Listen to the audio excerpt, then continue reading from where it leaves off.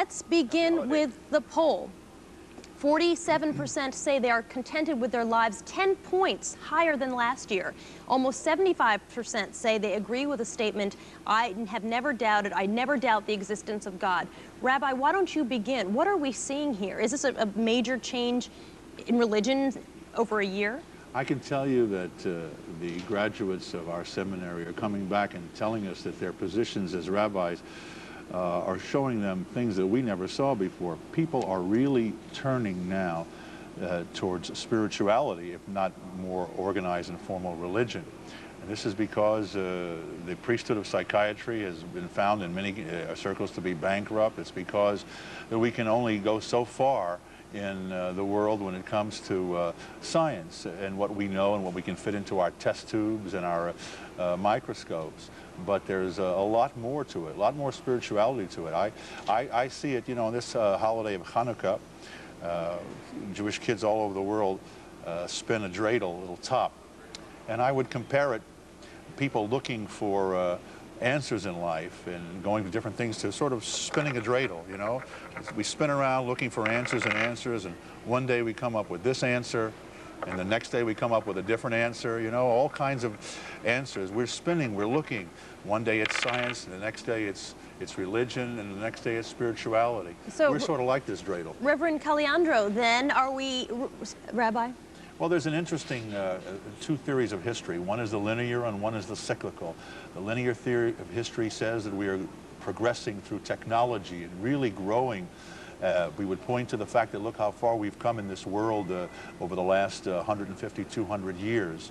And the linear says we've really come a long way. The cyclical says we've come nowhere. And all the progress that we've really made was born out of our desire to destroy. And penicillin came out of World War II. Atomic energy came out of the man's desire to kill. So we're everywhere, and yet we're nowhere. And this is the argument. Technology has not really done it. I was driving down to your studios here today, down a corridor in New Jersey, which is representative of the highest level of technology that man has. And yet, scientists will tell you that that same corridor, where all this industry and factory is the highest level of cancer in the world.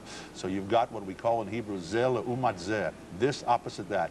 For every bit of progress we have technologically, we also have potential terrible damage and destruction. Reverend, doesn't answer the question that was just pointed out. We have a higher divorce rate than ever before. One would think that all we know about psychiatry and psychology and technology, it would help us in getting along with one another. But Soledad, the truth is, interpersonal relationships today are really worse than they've ever been, or certainly no better. Agree with that, that really institutionalized religions sort of dropped the ball and are not meeting the needs of their parishioners? Well, you need structure, because you cannot have creativity without structure. This program that we're putting on now, it has a tremendous structure around it in order to facilitate the creativity and the exchange of ideas that we're hopefully experiencing. So you have to have you have to have a structure, but it allows you to creativity, but you can't have all of one and none of the other. That's that balance that has to be there. I think that we had discussed this idea that many people in the world of entertainment and science now are turning towards what they consider as introductions to Kabbalah and mysticism. And for example, Madonna right. and Sandra Bernhard, they study the Kabbalah. What does that mean exactly? Well, I mean, you know, for them to study Kabbalah in 5 minutes is like trying to become a rocket scientist in 5 minutes.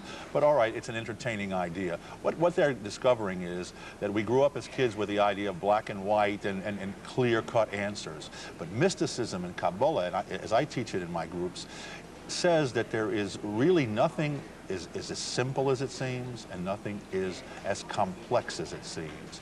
And that every being and every issue on this earth is both hidden and obvious. And when people begin to understand this delicate balance in relationship, then they begin to enter, as the Kabbalists say, the realm of spirituality, the realm of taking all that we are, our spiritual being, our intellectual being, and mixing them together to understand the nature of our existence. Reverend, I'm going to cut you off there. Rabbi Spivak, agree that it's just too commercial? Definitely there's commercialism here. This whole idea we've been discussing is nothing new. The prophet Isaiah said 1,000 years ago He railed against organized religion in the temple. He said, who needs your temple trampling against these things? The person that the Almighty looks to is the one who is broken of spirit and who seeks him spiritually. Okay, I'd like to thank all our guests today. Reverend